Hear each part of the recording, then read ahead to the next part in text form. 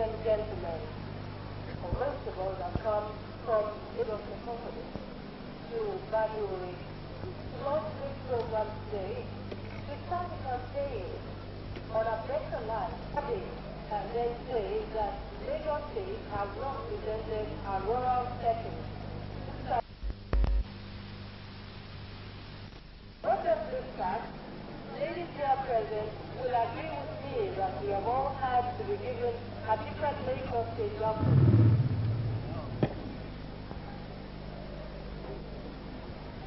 Now, to set the program rolling,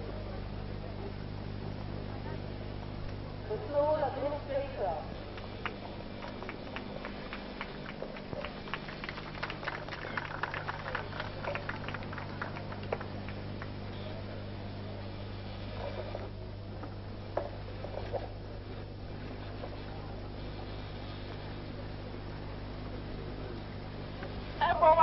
sí Bádoré ní àárọ̀ yìí láti fi ètò ìgbésí ayé rere fún àwa obìnrin ìgbèríko lọ́lẹ̀.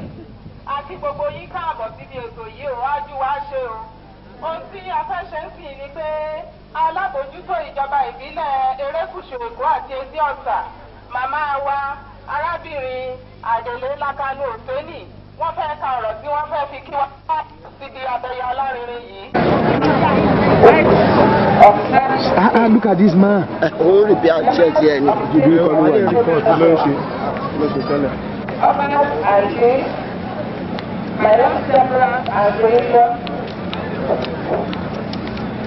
the president and members of the National Council of Fair Societies, permanent deputies, market women and market leaders, urban and youth, fellow school administrators, ladies and gentlemen. It is my great pleasure to welcome Her Excellency, the First Lady of Lagos State, Mrs. Josephine Ahigbe, to Bádoré in Etí Ọ̀sà of Lagos Island Local Government, which is synonymous with rural development. A lady who epitomizes all that is good and desirable in women, whether rural or urban. The First Lady, as you are all aware, is no less a person than Mrs. Josephine Ahigbe, the wife of the military governor of Lagos State, Navy Captain Ahigbe, whom you will recall launched the Bádoré Model Village in March this year, virtually on this same spot. It is therefore most appropriate that the person to complete the project should be the wife of the man that started it. Ladies and gentlemen, you will agree with me that the adage, behind every successful man, there is a woman holds true. As it was yesterday, it is today, and will always be. We women of rural origin, and we all are, one way or the other, are honored to have with us today the #1 lady of Lagos State, and of Sokoto, Oyo, and Benue State. And we particularly welcome them heartily, and we hope that their visit will be no less successful than that of their husbands. I say their husbands because about a month ago, we had the pleasure of having with us the governor of Benue State, who accompanied our military governor to this same spot to lay the foundation stone of a model secondary school which is just nearby. The launching of Better Life for the rural woman will no doubt go a long way to improve the living condition of our women and the condition of the men as well. For it is said that when you educate a woman, you educate a whole nation. I will also like to welcome to our midst the Commissioner for Special Duties, who is to deliver an address. It is also often said that behind every successful woman, there is a man. And indeed, behind all the women present here today, and in particular the rural women, there is the Commissioner for Special Duty, Dr. Temilola Kehinde, who handles the state's rural development program. Thousands of women here in Bádoré to wish the Honorable Commissioner the best of luck in tackling women's affairs. Ladies and gentlemen, on behalf of the chiefs and the entire people of Lagos Island local government, as well as the other local governments in Lagos State, Epe, Ikorodu, Ikeja, Badagry, I would like to welcome once again the First Lady of Lagos State, Her Excellency Mrs. Josephine Ahige Tibadore, and wish her a successful launching.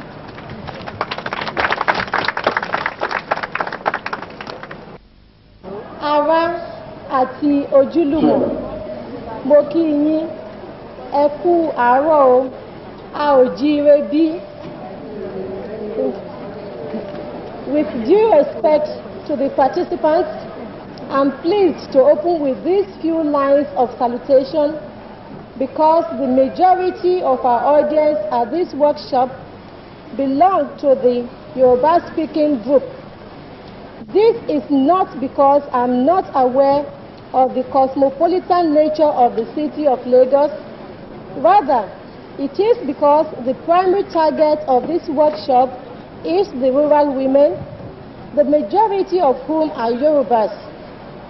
It is therefore natural to give them a good welcome in the fashion which is very popular with the Yorubas. Permit me to observe that, considering the importance of Lagos, this workshop is long overdue.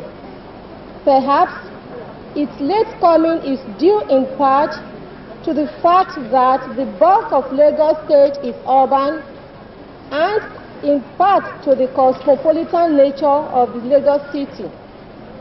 I'm aware, though, that apart from the city of Lagos itself, Ikorodu, Ikeja, Badagry, and Epe townships, the rest of Lagos State is composed of rural dwellers, many of whom are concentrated in the creeks and riverine areas. It is therefore quite a task to get all the groups represented here today together. I'm aware that the organizers have been able to get the Lagos chapter of rural women to rise up to the occasion. I congratulate them for the noble task. At this junction, I would like to offer a few explanations on the purpose of this forum. First, it is a continuation of the workshop on better life for rural women held in Abuja some 4 months ago. As you may recall, part of the purpose of the workshop was to sensitize government and indeed private organizations to the useful role that women can play in our national development. Apart from this, the occasion also provided an opportunity for our women, particularly the rural women, to demonstrate their resourcefulness in coping with conditions of living in our society. Our aim was to see the practical ways and means in which we can go into dialogue with ourselves in order to improve our conditions in our own strides. This forum, therefore, presents another opportunity, in particular for the women, to show their creativity in coping with the environment of Lagos State. It should also provide an avenue for the women to interact and discuss relevant problems so that they can educate themselves on the programs of government and identify their role in the scheme of things. I hope this will be an opportunity to increase the awareness of our women and further inspire them to take pride in whatever economic and social activities they undertake. As you all know, women play an important role in the overall economy. The cosmopolitan nature of Lagos presents diverse problems to our folk. The unique position of Lagos State as a gateway to the entire world has made it into a drug center. We now have to cope with this new modern ailment, the problem of drug abuse and illicit trafficking in hard drugs. We are daily confronted with reports which show that an increasing number of youths are involved in taking hard drugs, which influence them into becoming juvenile delinquents and armed robbers. These are problems which should attract the attention of the state chapter. I enjoin you to make them matters of priority. We must initiate concerted efforts to ensure that we provide relief to womanhood, more so the marginalized sections of our women. You should begin to educate them to take pride in whatever they do. There is pride in dignity of labor, be she Iya Alakara or Iya Oloja. We should also take cognizance of adult education, including home economics, in order to increase our learning capabilities. We must mobilize our women to take advantage of programs designed for them and organize them to be actively and profitably involved in the implementation of such programs.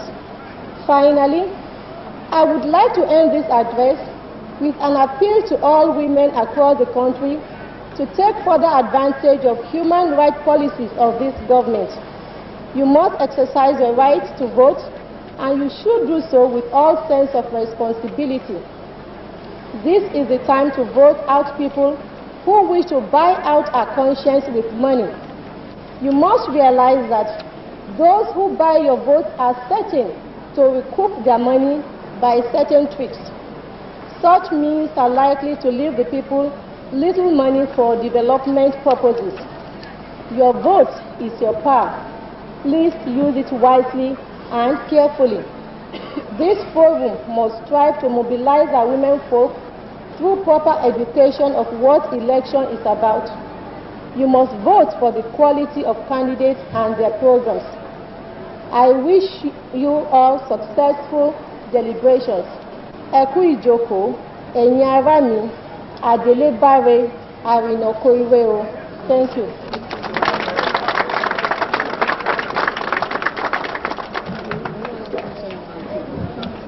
Ladies and gentlemen, it gives me great pleasure to send to this august gathering this message of solidarity, support, and goodwill. The entire nation witnessed recently the largest gathering of women representatives from all the states of the Federation at Abuja to focus on the plight of the rural woman. The village of Badore is today playing host to the largest gathering of women representatives from all the 8 local governments of Lagos State.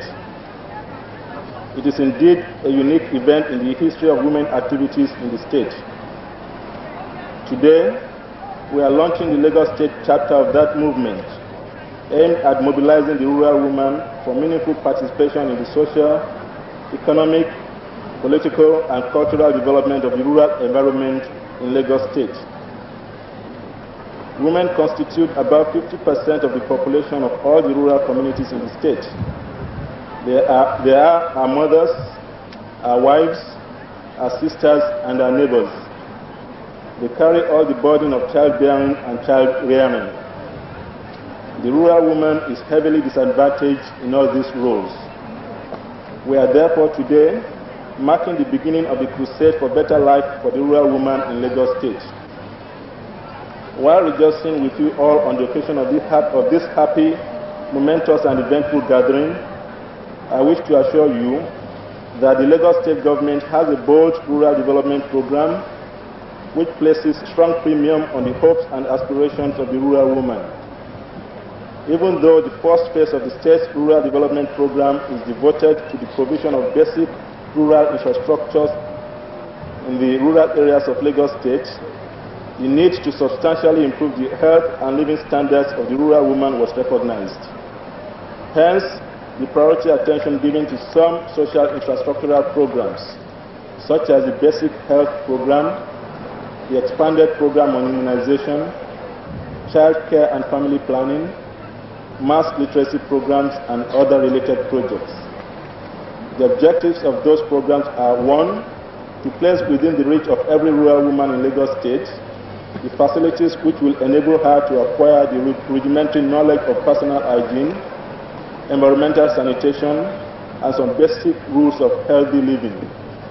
2, to make accessible to every rural woman the facility to enable her give her child necessary preventive medical care using modern medical technology. 3, to provide the rural woman the opportunity to acquire basic literary skills, which will enable her to appreciate the importance of her role in the society. 4, to enable the rural woman to be more independent through the acquisition and development of income-generating skills. In the coming year, I assure you that all the programs that will improve the quality of life of the rural woman in Lagos State will be given a greater boost. As a matter of fact, arrangements for the establishment of a Directorate of Women's Affairs in Lagos State have reached an advanced stage. The years ahead therefore hold messages of hope, succor and relief for the rural women of Lagos State. Once more, I congratulate you all on the occasion of this happy gathering and wish you all rewarding deliberations today. Merry Christmas and a happy and prosperous New Year in advance. Thank you.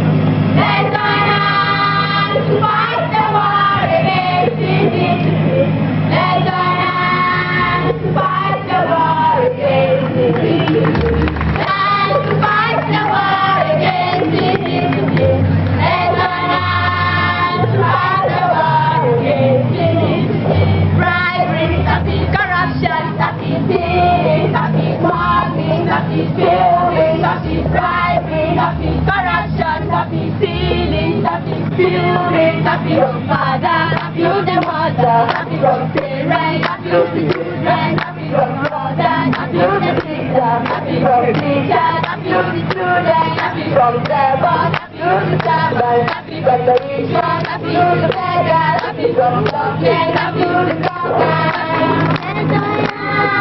Fight the war against indifference. Raise your hands to fight the war against indifference. Raise your hands to fight the war against. Raise your hands to fight the war against indifference.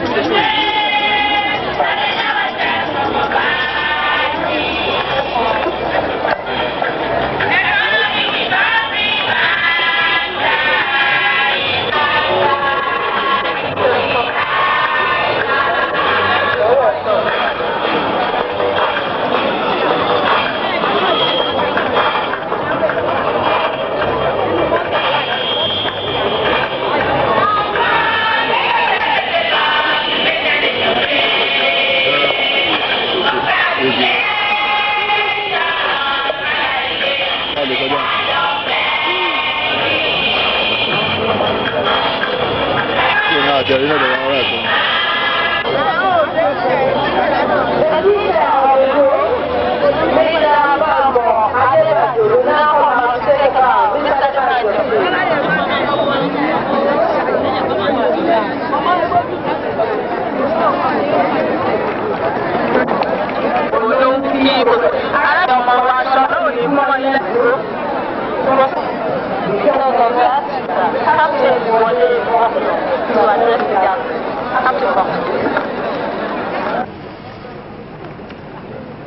Today marks another landmark in our determined effort to make life better for the rural woman and indeed for rural dwellers in this country. Essentially, illiteracy, ignorance and poverty in the rural areas with the woman as the mother figure. The wind of change towards better life for rural family has started blowing in this country, and I can assure you, with all the power and commitment at my command, I assure you that this movement will grow from strength to strength.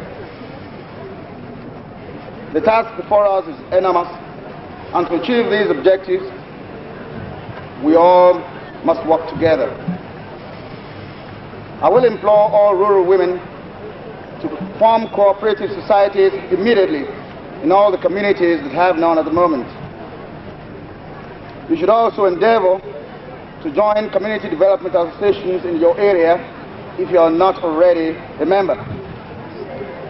These associations should be in constant touch with the Directorate for Foods, Roads and Rural Infrastructure and also the Directorate for Social Mobilization in Lagos State for all necessary assistance in your overall development for your rural programs. Where the answers to your problems with the local government, the Lagos State Directorate for Social Mobilization will not hesitate to get in touch with the local government concerned for immediate solution. I would like to seize this opportunity to inform you that the Directorate for Social Mobilization plans to have social mobilization officers in all the 8 local governments in the state with effect from early 1988, with a full staff complement, including field officers, some of whom will be living with you in your various communities. These officers will be the bridge between you and the government, and they will be responsible for programs on political education, mass education for both young and old, economic and mobilization strategies in the rural communities. Finally, I would like to remind you that the forthcoming local government election is going to be a test case whether we are ready for civil rule in this country or not.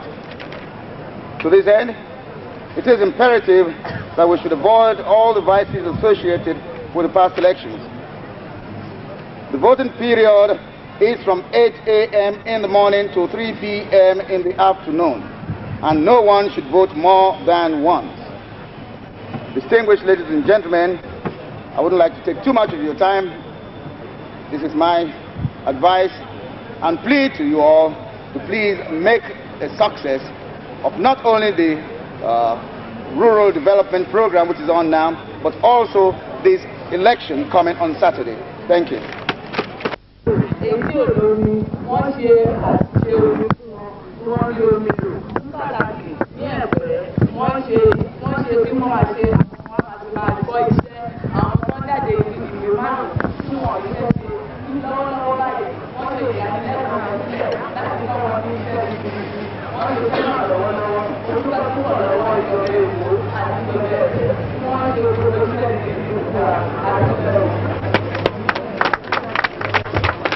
Láàárọ̀ ẹni ìyáàfin Ayéyẹmí láti erékùṣù Èkó ní ìgbèríko Márọ̀kọ́. Àdúpẹ́ lọ́pọ̀lọpọ̀ fún àṣeyẹ yìí àti fífi àwa obìnrin tó wà ní ìgbèríko sí ìrántí fún pé ó yẹ kí a ní àwọn nǹkan amúlùúdùn gẹ́gẹ́ bí iná, gẹ́gẹ́ bí omi àti ọ̀nà tí ó dáa. Gbogbo yẹn làwa ń dúpẹ́ lọ́wọ́ yín.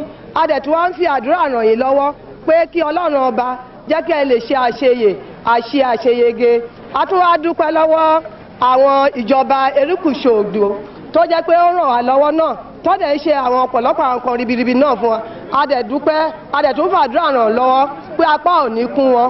Àṣeyè lálákàn ń ṣe epo, wọ́n á ṣàṣeyè, wọ́n á ṣàṣejì. Màá dẹ̀ fẹ́ bẹ̀ àwọn ẹlẹgbẹ́ mi gbogbo tí ó wà níbí kí wọ́n bá mi kọ orin díẹ̀ yìí láti fi dúpẹ́ ní gbogbo wọn.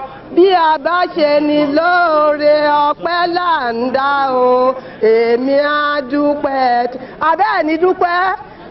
Bí a bá ṣe ni lóore ọpẹ́ là ń dá o, èmi á dúpẹ́. Ẹ bá mi gbé. Èmi á dúpẹ́ tèmi. Èmi á dúpẹ́ tèmi. Bí a bá ṣe ni lóore ọpẹ́ là ń dá o, èmi á dúpẹ́ tèyín. Ẹ ṣé mà, èmi á dúpẹ́ tèmi. Ẹ ṣé sà, èmi á dúpẹ́ tèmi. Ẹ ṣé wo, èmi náà kí wọn lẹ́yìn mo nà wọ́n lọ́gbẹ̀ẹ́ ni mo ní ẹ ṣé pọ̀. Kọ́kọ́ fún ìpínlẹ̀ Èkó, ti Benue, Sokoto àti Ọ̀yọ́, ẹ̀yin ọba aláyé gbogbo, ẹ̀yin ìjòyè, ẹ̀yin èèyàn kàbìtìkàbìtì lórí ìjókòó, àti yín ẹ kú ọjọ́ ìní. A dúpẹ́ lọ́wọ́ yín, pàápàá fún ìjọba àpapọ̀ tó fi ètò ìgbèríko lọ́lẹ̀ tó ń rántí wa pé àwọn kan wà ní gbèríko tó yẹ káwọn náà kan rí ojú ayé, tí ìjọba Èkó sì tẹ́wọ́ gbà á tí wọ́n ń ṣe lójú méjèèjì. A dúpẹ́, kò ní rẹ̀ yín. A ti rí àwọn òye nǹkan ribiribi tẹ́ ẹ ti ń ṣe nípa ọ̀nà síbi tí àwọn ọ̀nà kò sí, iná àti omi. Bẹ́ẹ̀ ni àwọn ibòmíì wà tó jẹ́ pé wọ́n ìkù tí àǹfààní yìí ò tí ì dé. A rọ̀ yín tó jẹ́ pé kí àǹfààní yìí kó kárí, kí gbogbo ìgbèríko táwọn náà máa gbádùn. Irú ibi tá a wá lè ní yìí ń sìn àpẹẹrẹ kan nìyẹn. Tí a bá ń bọ̀ lọ́nà a rí i pé ọ̀pọ̀lọpọ̀ oko náà dá. Nígbà tí wọ́n bá dẹ̀ ṣe oko yìí tí ò sí ọ̀nà tó dáa, níbo náà ṣe máa gbàdé àárín ìlú. Nítorí bẹ́ẹ̀ láti mú wa dérú bí ilé ní. A dúpẹ́ púpọ̀ lọ́wọ́ yín. Àwọn ibòmíì tí ẹ wà tí a rò pé ìlú ni wọ́n, ṣùgbọ́n nípa ìtó àwọn nǹkan amúlùúdùn ìṣe náà dàbí ìgbèríko. Gẹ́gẹ́ bí ìlú Ajégúnlẹ̀, wọ́n ti súnmọ́ Èkó tó yẹn kò sómi, abẹ́ ìjọba kan jọ kan fún wọn lómi. Nítorí láìsí omi àìsàn oríṣiríṣi ló lè ti bẹ̀ wá nípa lílo omi tí kò tọ́. A dúpẹ́ púpọ̀ fún èyí tẹ́ ẹ ti ṣe, èyí tó dẹ̀ kù tẹ́ ẹ máa ṣe Ọlọ́run á ràn yín lọ́wọ́. Bẹ́ẹ̀ ni a tún ti ń lóye sí nígbà tí a ti fi orúkọ sílẹ̀ fún ìdìbò. A rí i pé àwọn obìnrin wa wọ́n tú yẹyẹ, wọ́n tú yẹ̀yẹ̀, wọ́n fi orúkọ sílẹ̀ láti dìbò. A sì ní ìdánilójú pé ńgbà tó bá di Sátidé bẹ́ẹ̀ ni gbogbo wọn náà máa tú jáde. Nítorí pé àwa mọ̀ pé àwa obìnrin la pọ̀ ní gbogbo Nàìjíríà yìí. Nítorí bẹ́ẹ̀ kẹjọ ká jáde ká dìbò fún àwọn tó yẹ, kì í ṣe pé nítorí owó àbí nǹkan kan, ṣùgbọ́n fún àwọn tó máa ṣojú ìṣe wa, tó máa gbọ́ ọ̀rọ̀ àwa obìnrin rò, tó máa gbẹ́jọ́ wa rò, tó jẹ́ pé tá a bá béèrè wọn á lè dá wa lóhùn. Ọlọ́run á dẹ̀ fún yín ṣe. Màmá wa Àhígbè ẹ ṣé, ẹ bá wa ṣe pẹ́pẹ́pẹ́ o, ẹ kí ìjókòó gbogbo o.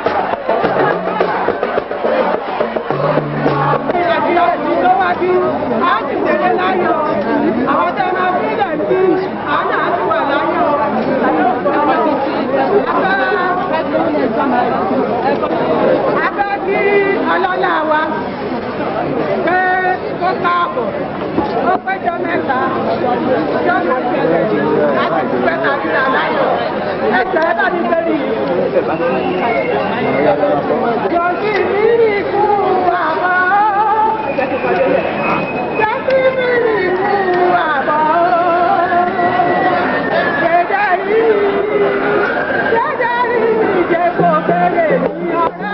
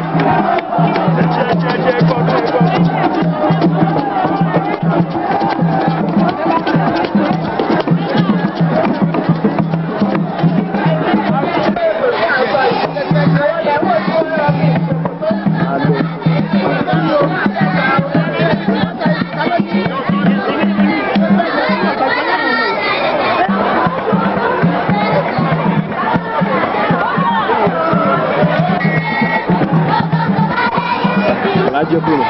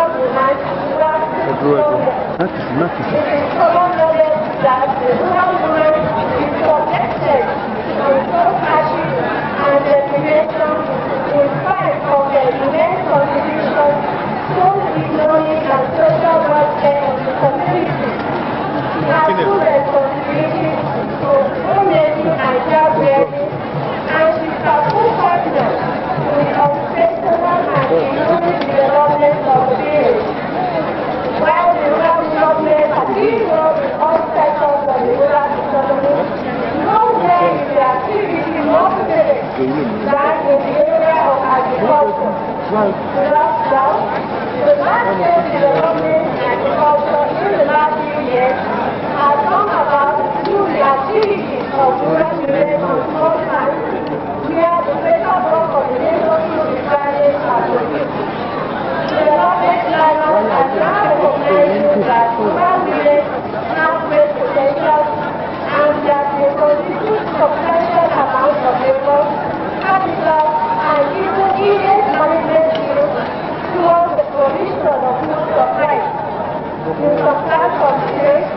women are fully responsible for food cultivation, harvesting, processing, preparation, storage, transportation, and even marketing. Most of these critical functions performed by and within activities engaged in by rural women are carried out under the most strenuous and disadvantageous conditions. For example, only a relatively minor proportion of agricultural assistance programs where they are available ever reach rural women's farmers. Poor literacy level and lack of educational opportunities in the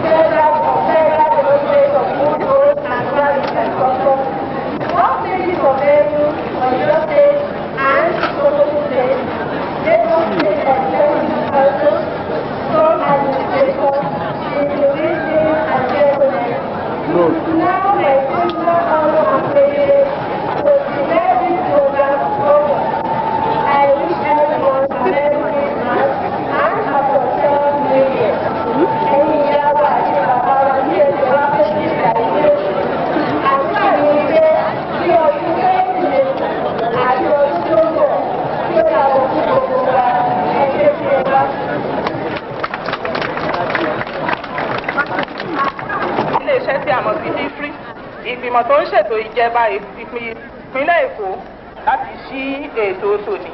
Wọ́n lẹ ṣe púpọ̀. Ọlọ́run kó bùkún gbogbo wa o. Ẹ kú kalẹ̀.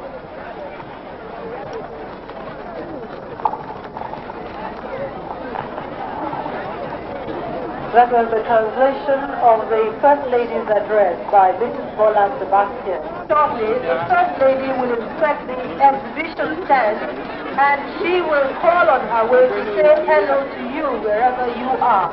Please find a seat. We don't want anybody roaming around. Báyìí o, ètò náà ń tẹ̀síwájú lágbára Olúwa. Ọjọ́ kan sì ni wípé arábìnrin ọlọ́lá jùlọ ní ilé Èkó yìí bá wa lórí ìjókòó wa tí wọ́n bá tó pọ̀ jù. Àní kápẹ́ kí a máa sákìrì ká máa ságbọ́n kalẹ̀. Right now, we want all sole administrators to go to their stands and mend their stands as the reception is about to begin. The First Lady will be, she will be followed by the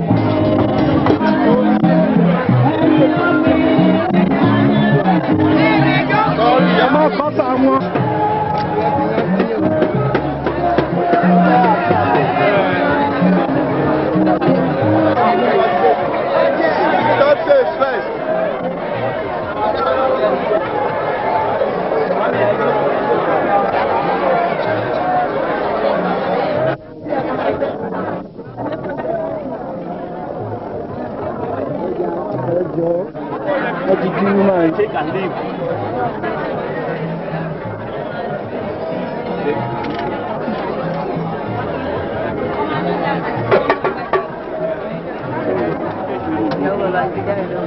Wow.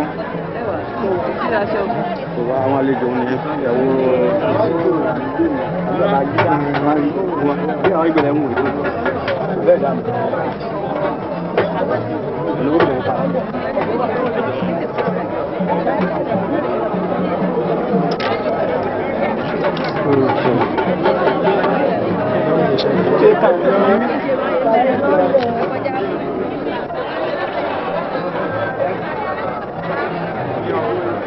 You're welcome to the local I have the pleasure to introduce to you who represent the rural women in the local government and the secretary to the local government.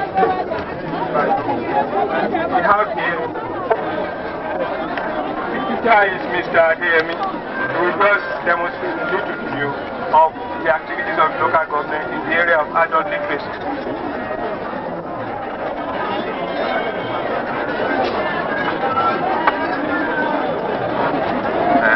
Àwọn ẹ̀kọ́ àgbàtà nǹkan àwọn ìyá wa ọ̀nà jókòó yìí. Tuesday àtijọ́ Wednesday, ìjọ yòókù àdìkọ́mísì.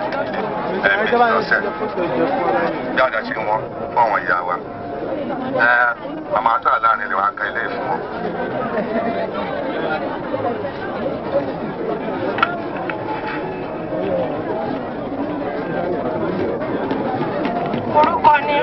I'm block me.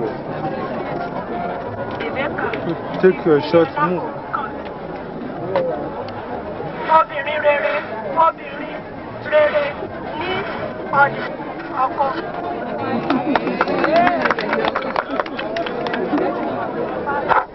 Ẹjọ́ máa ní àǹfààní ìlọsíwájú tí ọkàn kẹjọ kí ẹ bá gbé lárugẹ ní gbogbo ìjọba ìbílẹ̀, especially ní gbogbo area wa ní Badagry local government.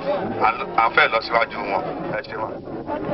Some of the activities are now demonstrated in field, and some of the products produced by the Women's Club are now.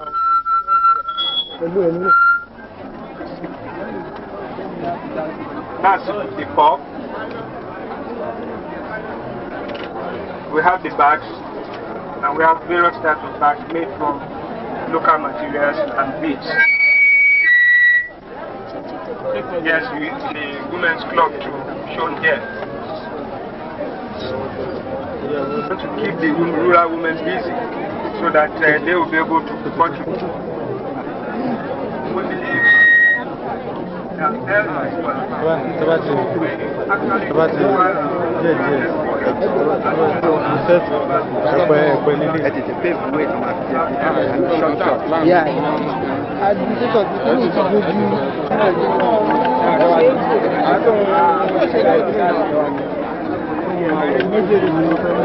ẹ tó ń ra àgbọ̀ ẹ tó ń ra àgbọ̀ ẹni tó ń ṣe jáì.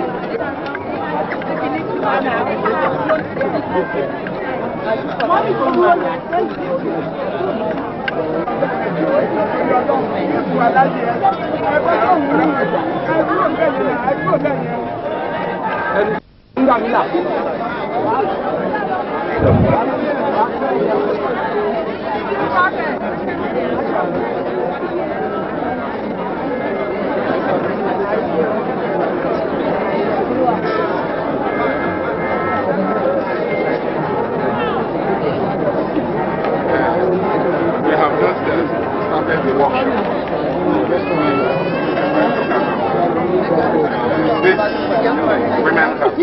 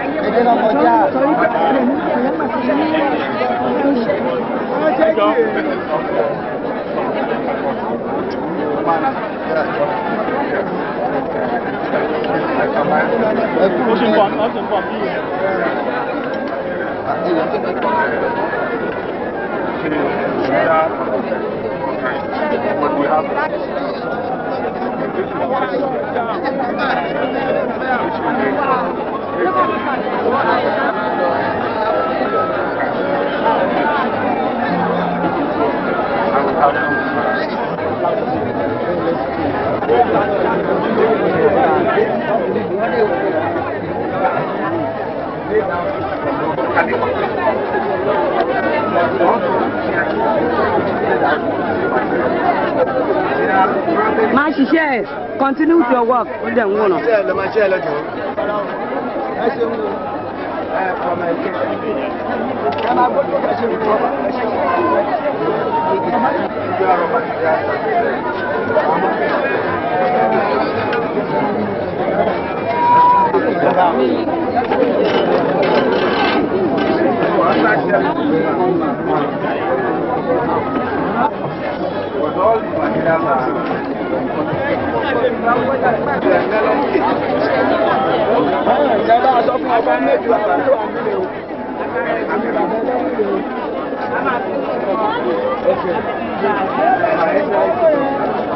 Wọ́n ti fọ́ àwọ̀ ìdájọ́lẹ̀ ní ẹsẹ̀ ẹ̀dẹ́gbẹ̀.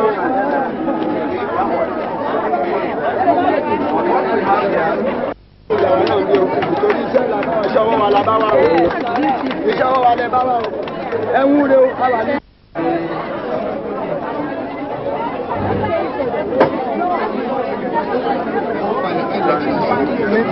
Weaving. Okay, Mr.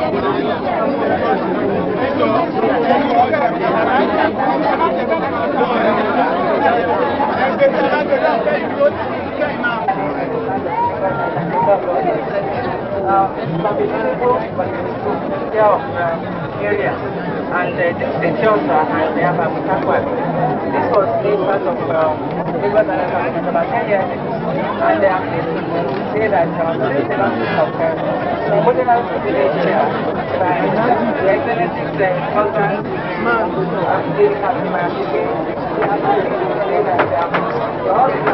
and welcome to my native Lagos and Pakistan. Thank you.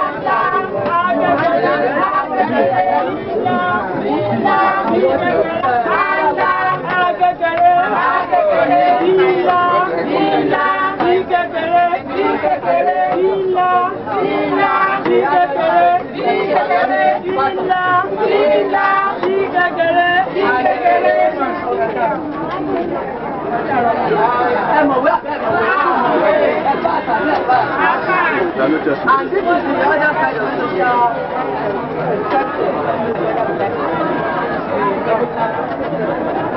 purely support CPI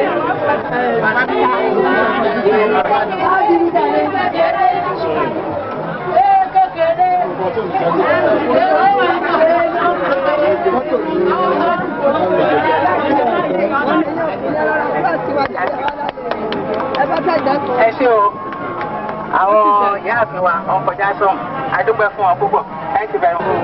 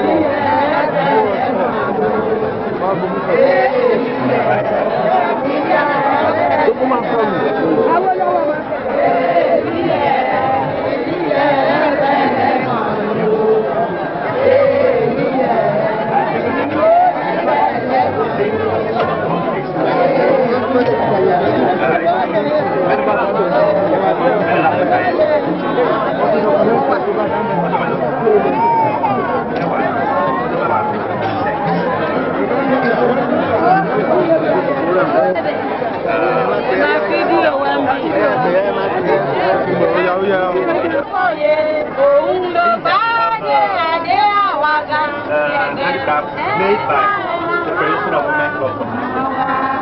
Very many clubs are represented on that donor. It's organized on area of women. You can see some of the things homemade, shop, clothes.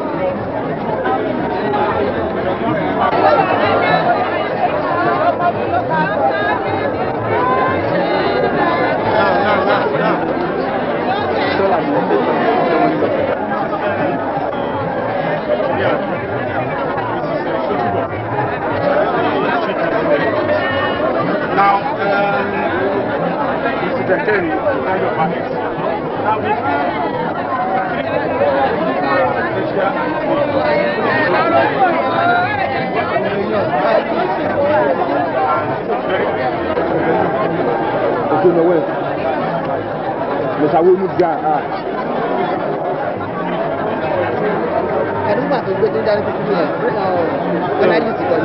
Rosa tàṣíwájú kébékébé kọ́ fi sẹ́yìn ẹ̀ press mílẹ̀ ní tọ́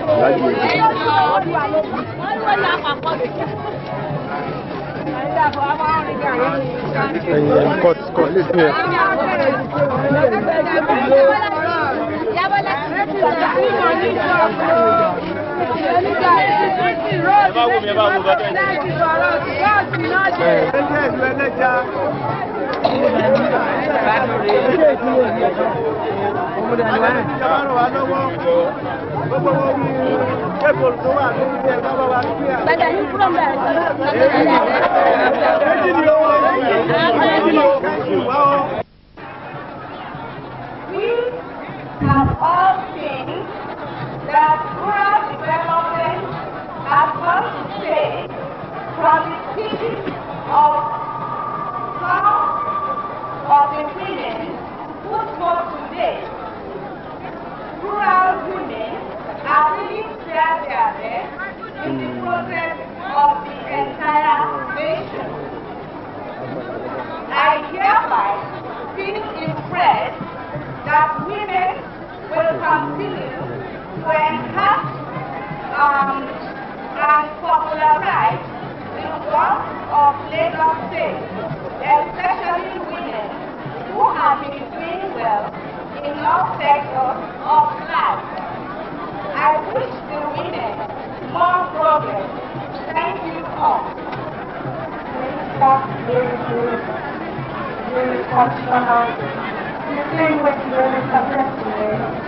It is my pleasure today to represent the President of Mama of Southwest Association, Mrs. Margaret Oshoni, to send a message of goodwill to the women of Lagos State for this occasion.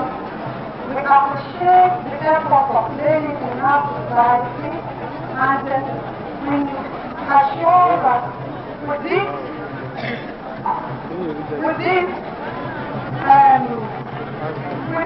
network of bringing the women together to make a great nation, if we continue in this process, we will try and be a good woman both at home and for our nation. On behalf of Mrs. Margaret Oshoni, I congratulate Mrs. Margaret, Mrs. Josephine Aide, and all of the first ladies and all the distinguished ladies and gentlemen, and I hope we keep on this life. Thank you very much. Executive Council, Director, State Directorate of Social Mobilization, Sole Administrator, Lagos Island Local Government, Sole Administrators of the other 7 local governments, Your Excellencies, Cabinets, Obras and Chiefs, leaders of women organizations, members of the Planning Committee, distinguished women of Lagos State, and gentlemen. I rejoice with the rural women of Lagos State on this great occasion of the program, which is aimed at focusing on their plight with a view to bringing the rural women into the mainstream of development activities. The need to focus on the plight of the rural women arose from the fact that traditional beliefs which are still predominantly held in the rural areas usually give the prime of place to men in most of the decisions that affect the social and economic welfare of the home and family life. The traditional beliefs are partly giving way to modernity and changing circumstances in the urban areas. Unfortunately, it is not yet so in the rural areas. If the objectives of rural development to bring about radical and qualitative changes in the rural environment must be achieved, the old and unprogressive beliefs that discriminate against women must also be discarded. The State Directorate of Rural Development, having toured all the rural areas of the state extensively across the swamps, over the lagoon, along the sea beaches, and over the floodplains of all the 8 local government areas of Lagos State, came to the conclusion that there are more women than men in rural areas.